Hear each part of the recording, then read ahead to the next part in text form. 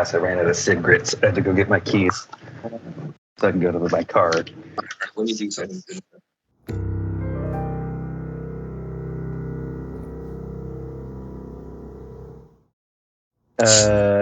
Elio? Oh, cool. You can't see it. ELLO. It's this coffee cup. It does not spill whatsoever. No drips, nothing. But this is the key. An open bottom. I had one before, and then it got destroyed. And then I had one with a closed bottom. And I hated it. So I told Danielle I needed a hooker for my birthday. I need this. Because you can be doing anything and just it hangs on your pocket. You can kind of see. You can hang it on your pocket. You can hang it on www.lo.com. Pick up your mug today. Yeah, you'll find my review on Amazon. It's actually titled "I Needed a Hooker," and they posted it. Very nice of them. How progressive. Pick up your mug today. They have a unique beak on the top, on the teeth. So there's these probably interdimensional visitors that look like praying mantises. And do you know Stuart Davis, the singer-songwriter? He's like the folk guy, and he like kind of does Ken Wilber-based songs. No. Well, so he's this real artsy guy and whatever. He does his own thing, but he kind of made a splash by like writing songs about Ken Wilber shit, and he's a funny guy and stuff. Anyways, his whole thing in the last like 10 years is that he was visited by one of these mantis interdimensional kind of extraterrestrial visitors. What kind of size are we talking about? Like people-sized manti or mantises that are mantis-sized? Maybe bigger. I think bigger. Unfortunately, because I want you to be sitting here smoking cigarettes because that's. Well, yeah, I'll keep doing that. Anyways, so where I lost you was: are they people-sized or are they mantis-sized? Yeah, so they're a little bigger and but than people or a mantis? Than a person. Oh. So they're big. They're big. Huge. And I don't know if that's their real size or their real form either, because they might just be appearing to you in a way that you'll, like contact rules, kind of. What if it was standing on the end of your nose? So I'm really intrigued by that. I've wanted to be visited by aliens or ghosts, mostly aliens, because I think if I just saw a ghost, I would just think that I went crazy and I would like seek help.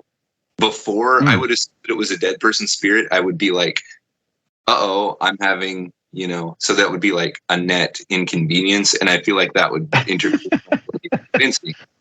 If I saw an alien, I wouldn't. I don't know of any like health conditions that would. So it's not like a straight up physical visitation, and I don't think that. Huh? As far as seeing crypto, whatever, what would be the difference? Like, okay, well, I don't think there is. I think what if an alien showed up in period clothing? It's like a ghost alien. It was an alien, like an English nobleman. Is the difference that you saw their entrance? Like, I saw the spaceship land and then an alien came out, as opposed to I was in the shitter and like a ghost face came through the shower? What's the difference? See, I don't think any of that's physically real. So yeah, I agree. Like, it's the same to the extent that it's in that realm of experience. It's like a state experience of something that we don't seem to understand, like a personal hysteria or vision, being contacted by something that appears to you as a completely different personality and a completely different mind and a completely different ego. That part I get. I'm asking you, Adam, Ulysses, United Arab Emirates, what the difference in your mental state. If I saw a ghost and then I was like, oh, damn, I got to go get therapy because my mind conjured this thing. What I'm not understanding is the line that, like, I saw an alien. I'm still perfectly sane. I look into a mirror and I see a person standing behind me. They're in period clothing. They're black and white. They've got blood all over them. It's your standard ghost. It's a startling thing that lasts 10 seconds, maybe. And so you turn around and they're gone. I mean, usually that's how it goes. It's very rare that someone's like, "Oh yeah, I hung out with the ghost for like 2 days. We we weekended in the tropics. We out with dogs. We walked the dogs a little bit. Like, okay, I went out in this field and I saw these lights, and then something came and talked to me, and then I went into this craft." I think that would be more like, not you're crazy, but you're like making something up to look like, to make yourself seem interesting. Oh.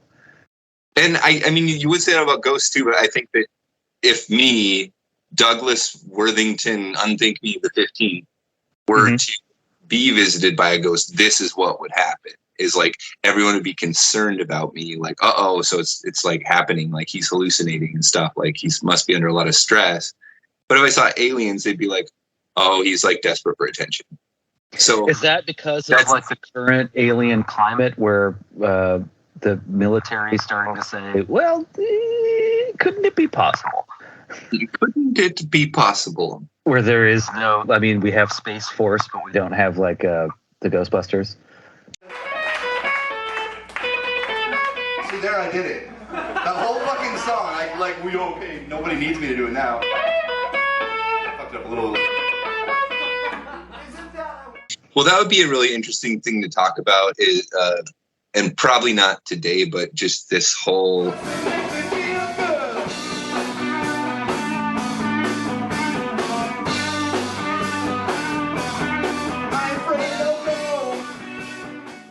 The government is now pretending that there are aliens rather than pretending that there's not. I think it's just easier. And I think, there's a lot of generational dynamic too. I mean, it's almost just as simple as what we're talking about with the top-down transparency, like actually in the military, and it's like, wait, we don't need to be like Big Brother. We don't need to gatekeep this information because we actually don't know what it is, and it's not useful, and it's not dangerous, as far as we can tell. Like, it's none of those things. Like, it has so far not harmed anyone. It may have shut down some nukes at one point, which seems like a net good, but depending on whose nukes you shut off, it could be different.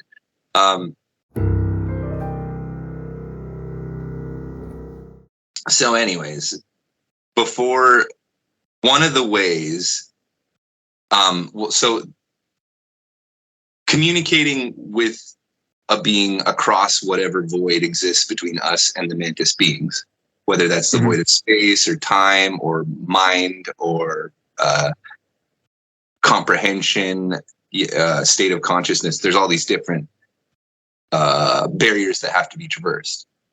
And so the mantoids will prepare us for their visit so that they're more likely to be successful. So they'll show you mantis images somehow, or they'll start messing with you. They'll play sounds in your mind, maybe something like that. Very similar to like a sort of mental episode.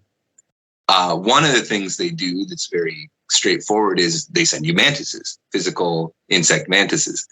And so yesterday I was walking down the train tracks. I haven't seen a mantis in years. And there was one on the tracks just looking up at me.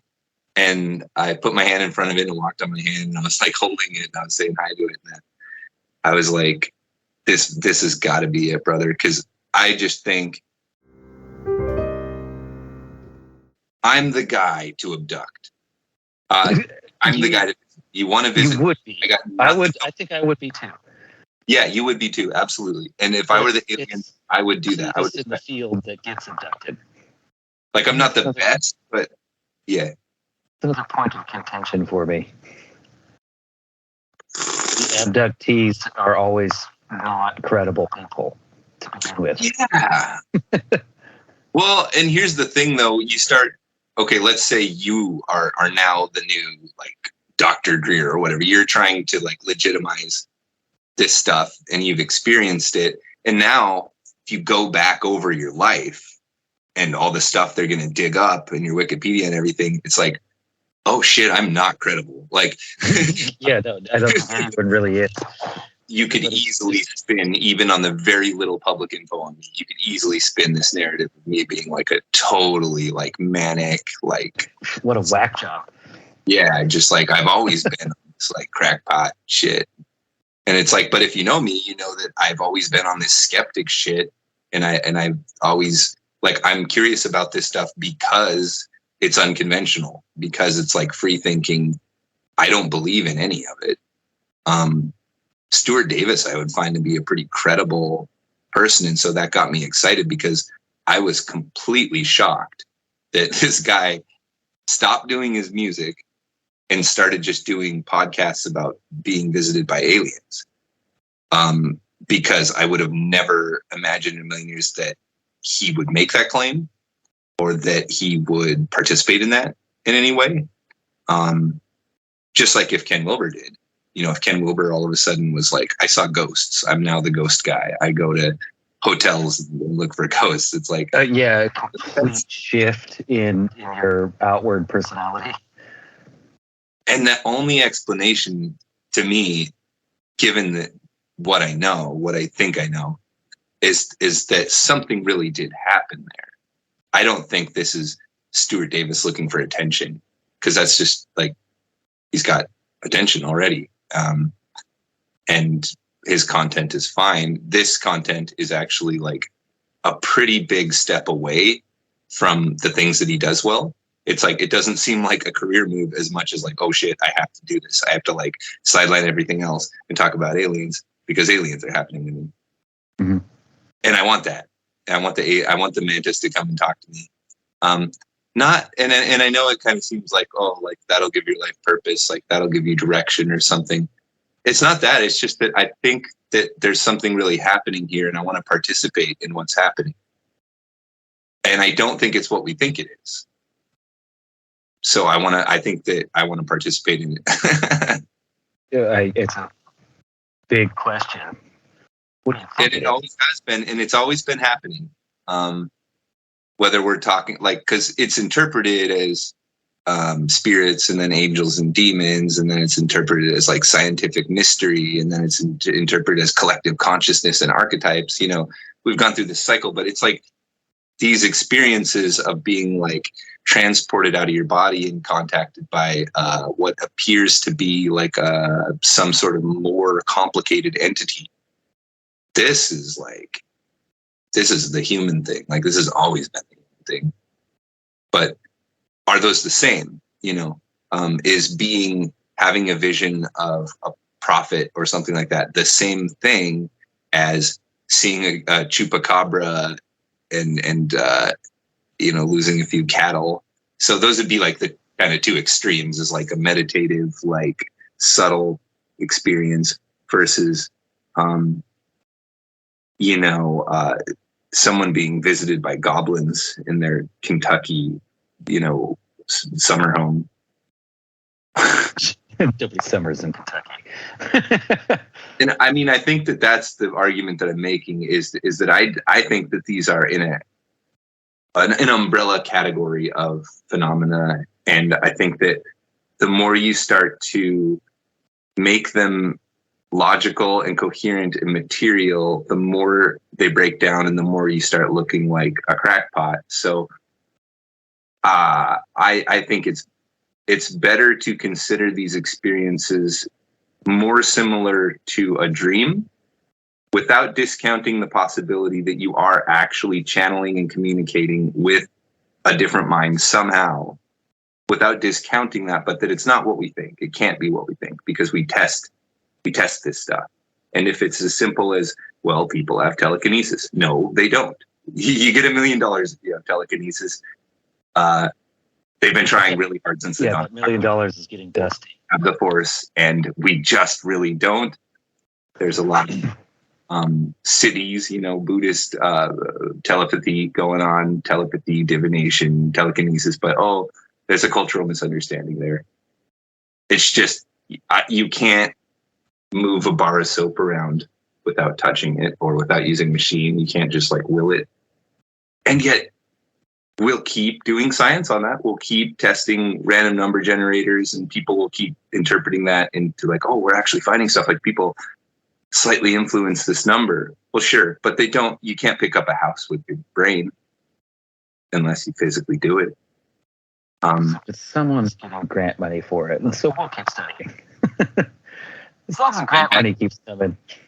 James Randi was going to give anyone $1 million who could do it under a scientific. And this is the same thing with remote viewing. It's like everyone's like, well, that's been tested. It's like, yeah, look into it a little bit.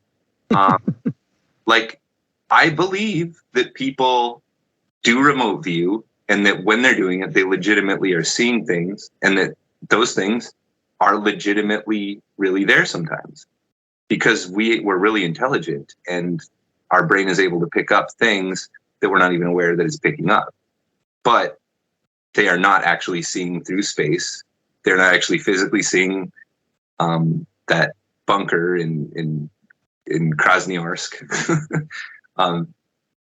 It's just that we have no idea what our imagination is really capable of. It's like a large language model. We just see the outputs and we assume what's going on in there. One of the things I thought was kind of interesting that touches on this a little bit is when epileptics go into seizure mode, full seizure mode, more than like the number of chance, more than random, come back from their seizures and tell people that they were in outer space. Like, not with aliens, not anything. You're just a consciousness in outer space looking down at a planet or a moon or a star.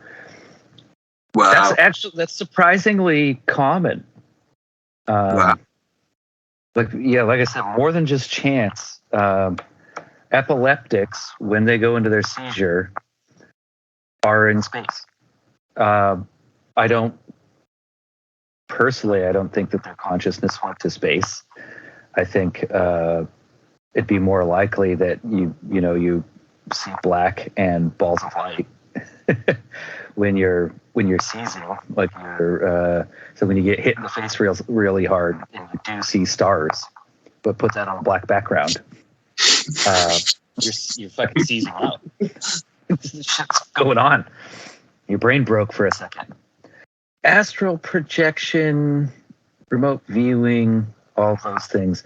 I don't want to say I haven't given credence to, but I've just never sat down and thought about where do I stand on this? I've astral projected like that. It's real. It's not physically real. You don't leave your body. Like, nothing leaves your body, except for a subjective experience. And the things that you do while astral projecting are not. It doesn't cause an effect in the real world that I could accomplish. But like I phased through my wall and I shook my brother awake. You know him, and I was like, "You gotta eat. What I'm gonna wake up. I'm gonna ask if you saw this, if this really happened, and you're gonna tell me yes, right? Yeah. And he's like, yeah, cool. No, it didn't happen because that was me dreaming.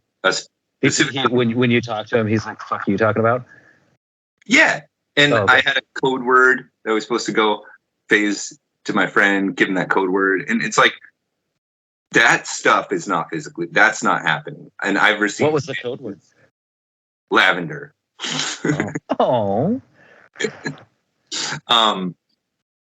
So this is just speaking of from my experience. I've had out of body experience, rise out of your body, see it, float around, phase through walls. It's a category of lucid dream, I think. It's different than lucid dreaming, but it's in that realm. And I think, yeah, that bleeds over into these realms of afterlife and visitation and visions. And, these realms are kind of connected categorically. They have things in common. And one of those things is that what's happening is not physically, materially, scientifically, empirically real. It's not real in that sense. But this is not to discount it.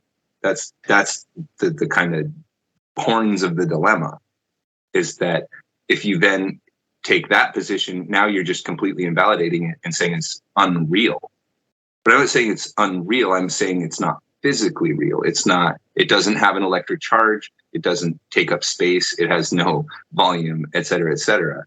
It's a conceptual phenomenon, it would seem, but it has a legitimate effect on people and behavior, and you could have a heart attack while you're having all these experiences. So it's affecting you, of course, and it's affecting your language and your ideas of the world, which are kind of fundamental to what you're going to do in your physical body. So this is to say that it's very important, but I think that I was going to bring that up as well. So then, it would be sort of the societal stance, however it would be split, that this is an advancement in how you control your mind, or is it a short circuit? And it's like, well, what's your goal? You know, if your goal is to be productive and healthy on Earth, then you probably don't want to get these extra-dimensional visitations. If your goal is transcendence, you're probably really eager to know about what's beyond, so that you can. So are you meditating yourself into a point where you can have your brain release a little DMT? It's trying to place the causative force in chemistry and brain functioning. And I don't know if, I'm not saying it's wrong. The DMT is kind of incidental. It's like, okay, but then why does the DMT cause this effect? Why does it exist there? It's like, what's the function of that? So that you die somewhat peacefully. You don't. It's like a. Does evolution want us to die peacefully? I think it wants us to be as unpeaceful about dying as we can possibly be. Evolutionarily? Yeah, I think that things that survive tend to hate dying. I fucking hate dying. It's like, I'll tell you the number one thing I hate. But maybe it's a mindset thing, and maybe it's just like meeting David Hasselhoff. Like, only several hundred people are going to do that in a given couple of months, right? And only a couple hundred Earthlings are going to be visited by mantis aliens in a given year, you know? Yes. I'd like to meet this mantis. My view on aliens is not unwavering, but I'm pretty set in believing that the likelihood of a culture, a community, a society, a being that has the ability of travel far beyond our means would exist at the same time. Like the timeline of the universe, planets are really fragile ecosystems and kind of reset quite often. And so that we would overlap at the same time. Humans are alive, humans exist, and the intergalactic traveling alien exists at the same time, I think is really unlikely. We only have one example of a planet with intelligent life on it, and so trying to extrapolate that out, we have samples as one.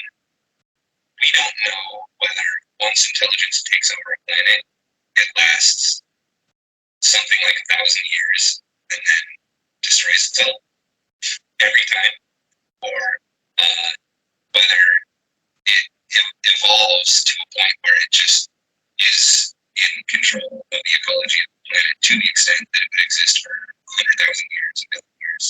Mm-hmm. Not forever, but that they're working on the sun, the death of light problem.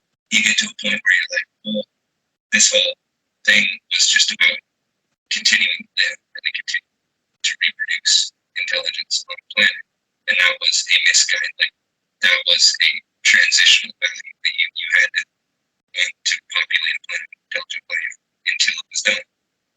Not in decades. I've never believed that our destiny is to travel to another planet or to travel to space. We are creatures that were designed to live on the planet Earth. The planet Earth designed us to live on itself. So, why in the world? There's never going to be an easier thing to terraform for human beings than the planet Earth. That's the easiest thing in the universe to terraform, so that human beings can live on it. It's the easiest thing to get to because we're already here. Just get the population under control. Get everything working. This is a perfect planet for us. This is heaven. We were made for this place. This is our home. We send out a ship, it colonizes Mars. Now there's a different species of humans on the planet Mars. It's a whole different story. It's not our thing. Now they're going to terraform Mars to be their thing.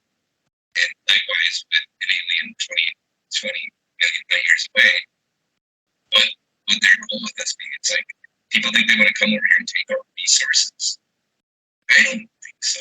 I think, that's a very weird is we want our resources. We're going to take the whole planet. We're going to own the air and the water and the land. We're going to own everything. It's like, that's a value that you need while you're trying to spread intelligence on the planet. But if you're able to travel 300 million light years, I also think you can, well, I don't know, but you could probably manipulate carbon to be whatever you want. Water is abundant throughout the universe.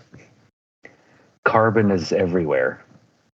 What are you after, my gold? Am I like the one-toothed miner upset that anyone comes on my property because they're going to take my gold? What if gold had no value? Then what? What do we have that couldn't be reproduced? If you are able to travel that far, you've probably figured out how to sponge oxygen into breathable again, or create water by manipulating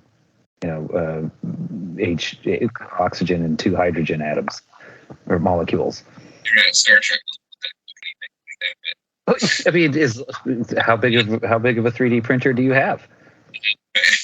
What do you need? Print out the whole planet like a Genesis. Yeah. So you had mentioned that the intelligent life destroys the planet. The planet destroys the planet. We're living on a very volatile rock full of. We're living on a Gushers fruit snack. It will destroy itself over any given timeline. We just happen to be riding on it. And I mean, also the idea of like a military invasion and like an occupation and all that. It's like, that's what we do. That's why we can't planet. That's why they don't want to talk to us. Because we like, oh, you're different. You're going in this slavery camp or whatever. And we're going to run things and we know what's going on. And, you don't get to know. And, we're doing that. We're going to do that to your planet because it's like a strategic location. You travel 300 million light years or whatever to get to this strategic location. To what? Yeah. Gas up? And so now we have to ask ourselves, let's say that they have no material motivation to talk to us. Mm-hmm. So why would they talk to us? What's their goal? Why would they care? Why would they want to do that? It's probably a beautiful thing to them to watch a species develop. Why would they? That's why you got your don't interfere. Because then you'll have like Klingon bullshit where you have these like warlike idiots that are now they have the freaking keys to the warp core. Okay, I'll stop talking about Star Trek, but it is always relevant to this. I'll switch over to the Orville. I don't know if you watched that. Yeah, they talk about interfering in a similar way, but okay. So they have. I don't know why I was spacing out. Prime Directive, yeah. The food replicator thing. Okay. So if that were to go on a planet, they couldn't give it to everybody at once. At the same time, everybody has it, which means now in a warring people, one person has all the power, or one society has all the power. You just destroyed it. Who's it going to? Russia, China, America, Europe? Like, who's it going to? That's going to a tribe in Uganda. Who knows? Someone has something that no one else has. We should probably go to war. Make sure they don't get it. Either the Frank Loewen mentality of I took it just so they can't have it. I have no use for this thing. Our generation's excited because we're now just like, as a culture, as like humans, we're like, oh, well, actually, all the alien stuff is like as real as it seems. At least it's not just craziness. Realm, I think it really comes back to the same thing. You're in a corporation, and we're talking about top-down information transparency. You're in the cosmos, and we're talking about top-down information transparency. These guys would ostensibly, aliens would not be motivated to, they're not in a leadership position. Well, what's the end game here? You know, like, like if they don't have a goal, they're not in a leadership position. So then you get into like, is it just goofy kids doing pranks? Like, is it just only the weirdos come out here? The ones that like are like, whoa, what are you doing? Talking to those people? What are you up to there? Oh, nothing. Like, but there's no like real valid reason to contact us. And so it's like, maybe it's a game. Maybe there is a motivation to evolve more life in the cosmos because of the same reason why you would want like large population diversity. Is just if you have more planets with intelligent life on them, there's more of a potential for new technologies to emerge eventually. And there's more. So I think that the motive would be like purely ideological in nature. It would be purely to make a friend. So the abductee thing we were talking about earlier, where they don't abduct Neil deGrasse Tyson, they don't abduct Adam, they abduct Cletus McGinty from some field in Kentucky. Would that lend itself to, you know, if we were to abduct Adam or James Gonzales, we have to go to a major metro area? Yeah, maybe they just don't want to be out in public. I mean, maybe that's why they don't just abduct presidents and things like that. Like, the other side of the exact same coin is what would the difference be of abducting Cletus or the smartest person on the most adept, the most equipped person to deal with this sort of situation, whoever that may be. When you pull a mouse out of a box of mice to take a blood sample, you're not like trying to relate with that mouse. Yeah. So if I were to hang my hat on abductions being a thing that happens, it would be more like a scientist pulling a mouse out of a box than an educated form of intelligence, be it physical or astral, having anything to gain from talking to these apes that evolved. We can't travel that far, but they just want the recipe for Nutella. That's all they want. They just want the Szechuan sauce. Yeah, what McDonald's Mulan sauce from '93. Like, what is it that we've done that they couldn't just do from watching? That's interesting that we would. It's so hard for us to imagine that they wouldn't want to get in touch with our leadership, that they would just get in touch. But what you're suggesting makes it sound a little bit more like it's in the interest of their information gathering. Because metaphor is of a scientist. They don't care about the mouse. They don't relate to the mouse. It's all about extracting information that we can use on our own bodies or on our own minds. Yeah, how the hell does this whole planet breathe air? Yeah. Either they filter it through gills, water, or lungs. Like, everything breathes air. Except for this super advanced being that actually breathes carbon dioxide.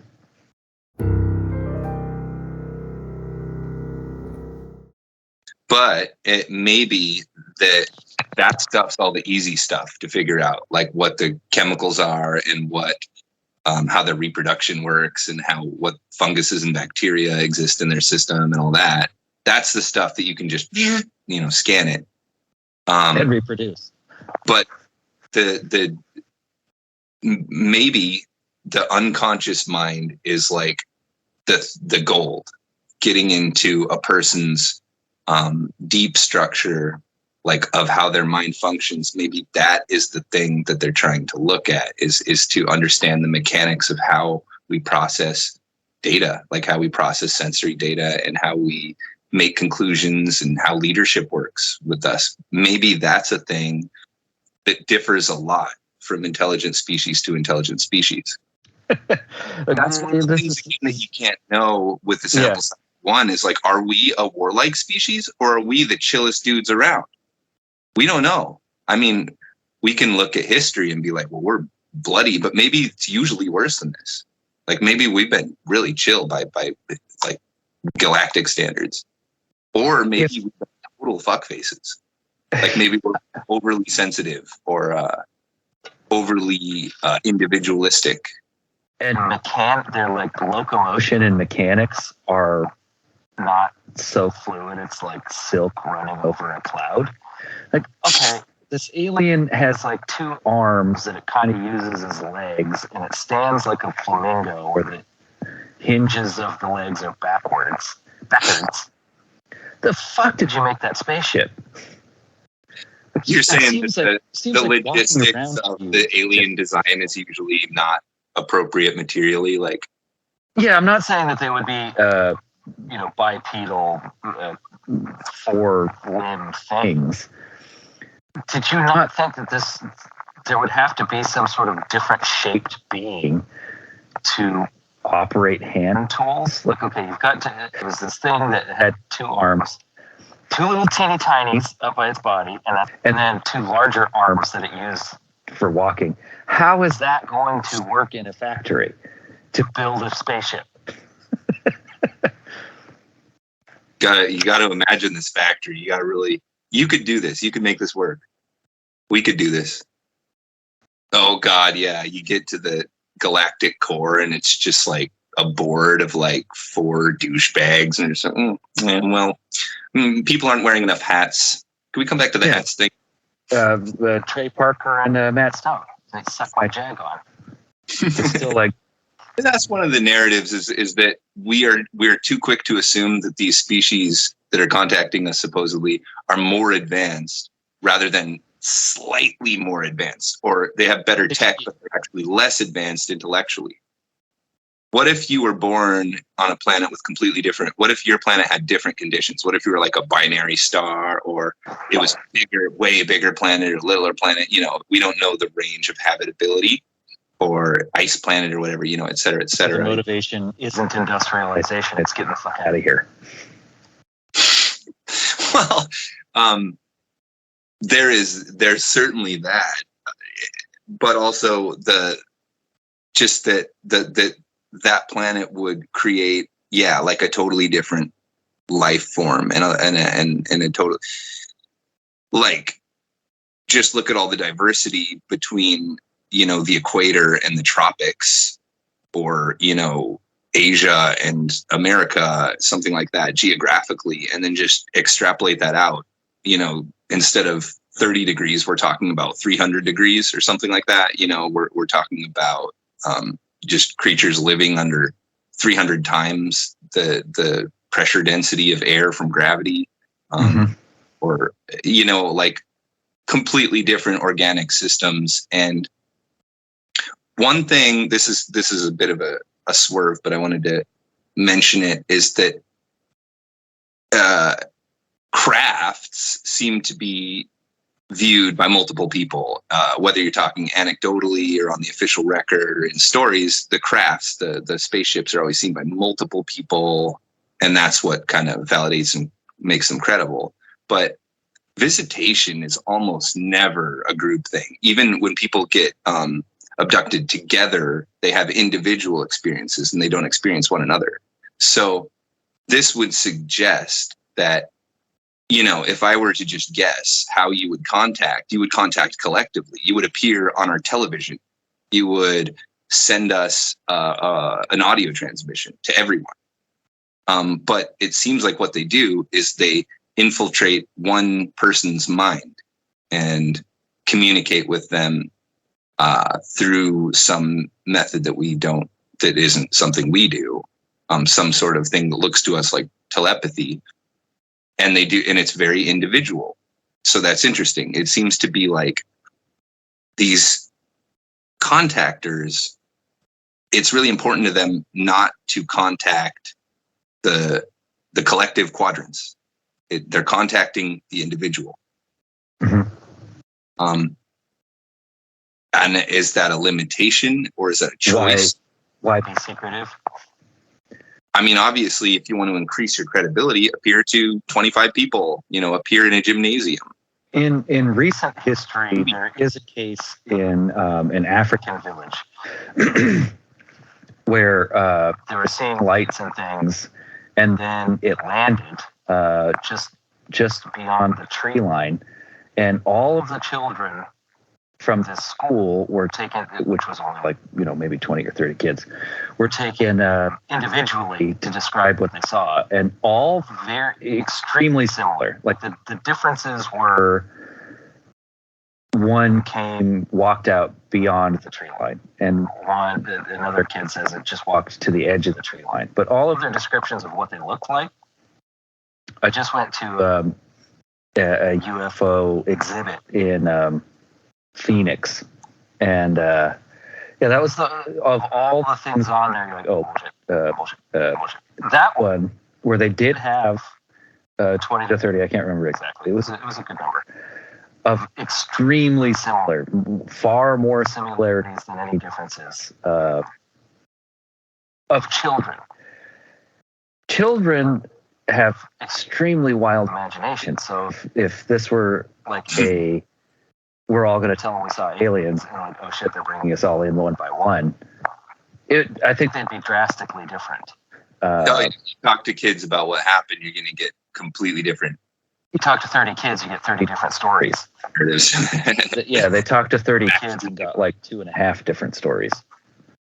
And things like that, I'm always wondering about, how much, what they were talking about this beforehand. They were coached, like things were there leading questions. Was there 2 or 3 that got out of the ship?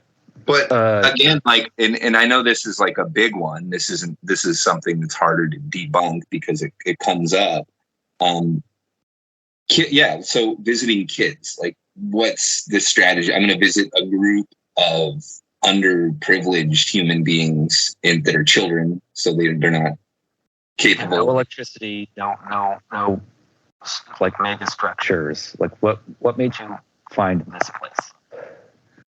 And maybe it was they had a capacity for it, and lots of possibilities like that. So, yeah, if real, then it would seem that they're appearing, that it's sort of like a costume, that the appearance that they come in is sort of like continuous. Like, they will, every time they visit people, they're going to do it like this. They're going to look like this. And they're going to, each person they visit is going to get this package. What exactly is included in the 2-week package? So yeah, like when you get into specific accounts, and this is in that category of UFO lore, right? Like UFO has kind of done its thing.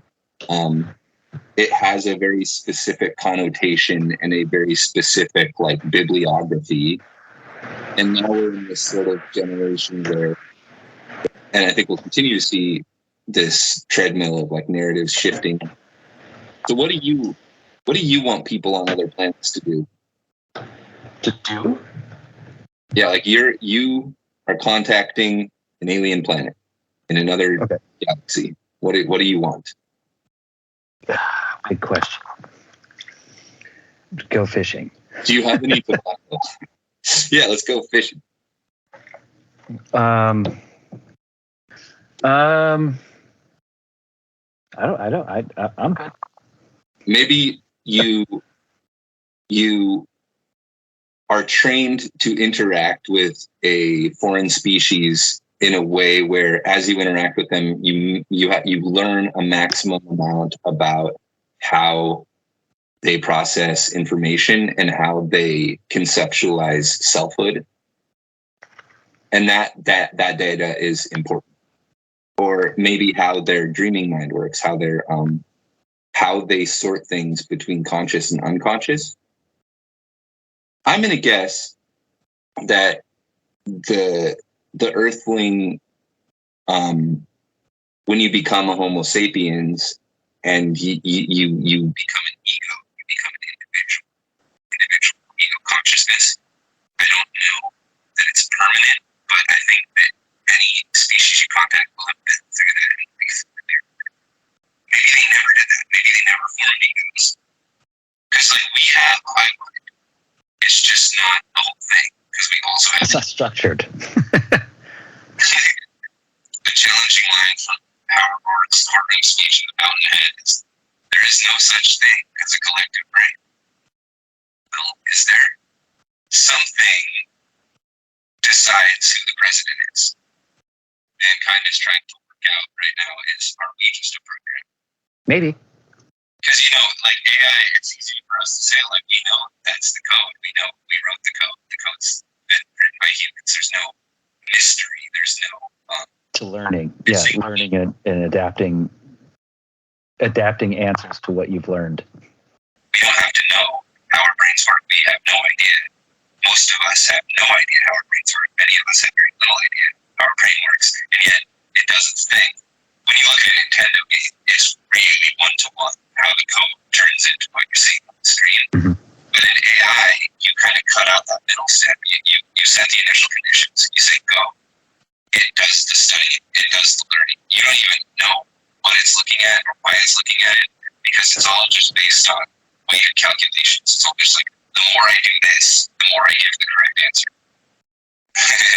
And that's kind of how evolution works too, right? The more I do this, the more I don't die. And then those genetics keep happening. And then, the less I die, the more I can focus on pleasurable things. And with memes, it's like, if this is a thing that I'm going to say to you, you're going to go to say to somebody else. That's a good thing. That's a thing that survives. Like, it might be a stupid or wrong thing, but it's a good meme. That's kind of the value of today. The post-modern value is influence. I was the person who said the thing that people repeated. The influencer. So you don't want to contact the president. You don't want to contact the CIA. You want to talk to Kanye West. Yeah, they have no influence. He's going to splash. Like, everyone's going to hear it. It's going to be wrong. It's not going to be what you wanted, but it's going to get out there. Like a continuity between stories? Like, they're all bipolar, or they all... But you have African villagers. Sancho en la casa? Small town of Before we get too far off the topic of AI, what I'm really excited about is figuring out the knot language and Sanskrit. Just put AI on it. It can do 100 years of our research in hours. I'm excited for that. Oh, yeah? When aliens come to Earth, who's their CEO? And what is the motivation for the shareholders? Was this contact orchestrated by the Galactic Senate, or was it just something somebody decided to do one day? Like, is their society structured that way? Do they have individuals? Do they have like individual motivation? Because I don't know, like, if I'm looking at the human condition, it seems to me that some of the worst things that we have going on come down to the fact of individuality. I start to experience myself as an ego, as a separate self, isolated from others, and always running through a system of barriers when I communicate, as you must. And language itself imposes barriers on communication, and also social roles. There's a lot of communication that we can't do because it's socially inappropriate, or we fear that it's socially inappropriate. So we stifle ourselves, and I mean, you have to do that, or else you're going to say a bunch of stupid crap. Like, we've all dealt with, like, people with impulse control inability, and it's like they say really funny and interesting things a lot, but they also say the wrong things a lot. So in terms of communicating with anyone, you also have to factor in all that baggage. So that would apply in a leadership and, you know, a hierarchical organization setting. That would apply across interdimensional communication as well. That first and foremost, anyone you're interacting with is going to be scared to all hell. It would seem. It seems like that's part of it. Like, it doesn't happen without being very, very frightening. I don't know if everyone's afraid of aliens, but it seems like when it happens, they are. Like, I think you have two extremes of why, like their motivation, not motivation, but they're like a fallback of why they're not afraid. There's two extremes. One is that I refuse to be conquered. And so I like a bring it on mentality. And the other would be like just pure curiosity. And I think that in like the human social construct of things, those are two extremes. Like you have someone like, yeah, bring it on. You know, I'm not afraid because I know that no matter what gets thrown at me, I'll conquer it physically or mentally. And then the other side of, there's nothing to conquer. And so what do I have to fear? It's just, why would you go about this in a way that's clearly so spooky? You go to, for the people, you go get the people at night. You go get them when they're alone, when they're like secluded. And these are conditions that are going to make humans uncomfortable. And they appear in forms that are like shocking. And they seems like they do things that are also like kind of like scary. They're spooky. They do spooky stuff. And is that just like you look at a spider and a spider's spooky because it's so different and so unrecognizable, and the recognizable things can harm you. They're like, oh, look at that. That looks like fangs. That looks like teeth. And so if you just saw any creature that was intelligent but wasn't a human, it would be the most terrifying thing ever by nature. Or are they deliberately scaring us? Is that a goal? Like, you can't get the human juice flowing without freaking them out. You got to get a bunch of adrenaline in order to soup up the ride, in order to make in order to lube up the vehicle. You scare the shit out of them. You shake the jar up, get their energy going, and then they might have enough juice that you can cross that bridge and get in there and say something. So your statement about why don't they just go on to like tap into every screen on Earth and go global all at once, I think that would be like the intergalactic council saying, okay, we need to introduce ourselves.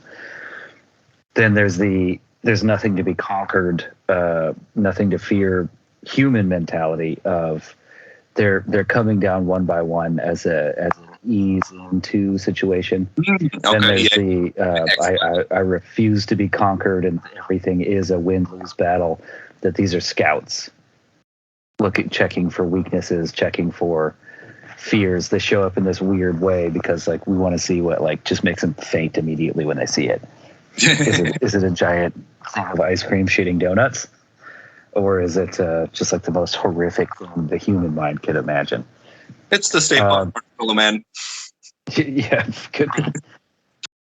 I am a scientist, and Earth is like the center of the Amazon, and I'm discovering a new society. I think if there were organization behind it, I think the easiest thing to do would be to appear to everyone, not in a physical way. And the easiest way to do that on Earth is on a screen. Maybe it's easier to infiltrate a human mind remotely than it is to bombard us with like radio waves. I don't know. That seems unlikely, but they do take a super long time. Maybe they can't get radio waves to move that fast. Maybe, they're not anywhere near us. There's like maybe season 2 of Ally McBeal. These motherfuckers are still using like fuel and radio waves. Like, do you guys right there? Do you guys remember radio waves? Like, because we just do the mind thing, just. A little bit off the topic. I've often thought if time travel were real and there was no repercussions or anything like that, if we were to bring someone from the 1700s or go back to the 1700s, would we feel a sense of calm that we've never experienced, or would the 1700s person feel an extreme chaos in their minds for seemingly no reason because of how much we've manipulated vibrations in the air through radio waves, microwaves? Like, would someone come from the 1700s and just have a migraine the entire time they're here? Are all of the waves in the air, all of the invisible data traveling, would that affect their mind? God, that's something you really want to know. Grow and evolve into just having your mind sort of cushion out all of this bombardment with waves.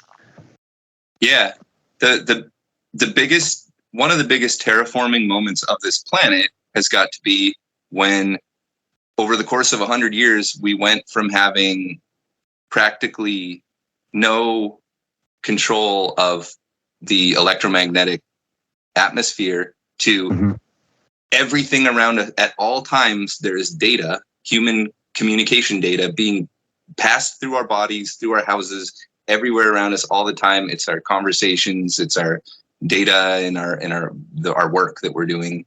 It's going through us physically. It's being emitted by devices that are in our pocket or on our head. Yeah. Do you think that doesn't do anything physiologically? I think it does, and that's why it would be like a pull the mouse out of the box to test. Just taking someone from pre-electricity to today, just instantly. I think they would go insane.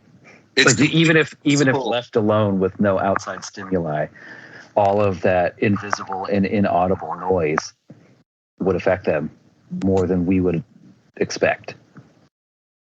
I think that if you were looking at Earth from across the universe, that would have been the big thing you would notice, is all of a sudden there's this explosion where the planet was basically black, or noise. It was noise from a radio standpoint, to being completely structured. That noise has that same noise, but inside of that noise, there's all this structured, there's all this data. So the planet, like, vibrating everywhere. It's waves. Well, you say, like, oh, well, on the moon, the only thing you can see that people made is the Great Wall of China or whatever, supposedly. Bullshit. Yeah, supposedly, right? But it's like, I think that what you would really see, that's what we would see with eyes. But that's because we have eyes that do what our eyes do. Our spectrum is pretty limited. The real change is that the radio waves have been restructured. The entire planet is now an infrastructure, a vessel for human communication.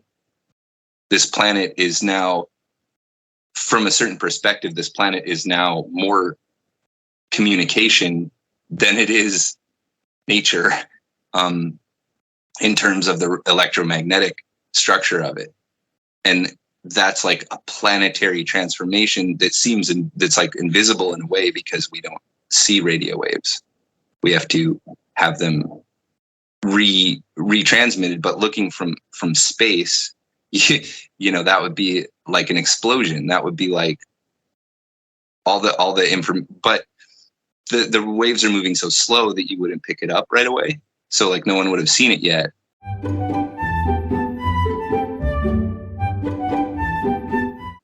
If they were any reasonable distance away, maybe aliens would start seeing it, like, right about now, from when we like launched our first satellite. If there was, it would be like super in its infancy sonar. But then again, they have a little direction. They have a little sensor probe, like in the ocean or something, that's waiting for some sort of structuring of the electromagnetic infrastructure. so that now the planet lights up on the grid. It's now like a dot.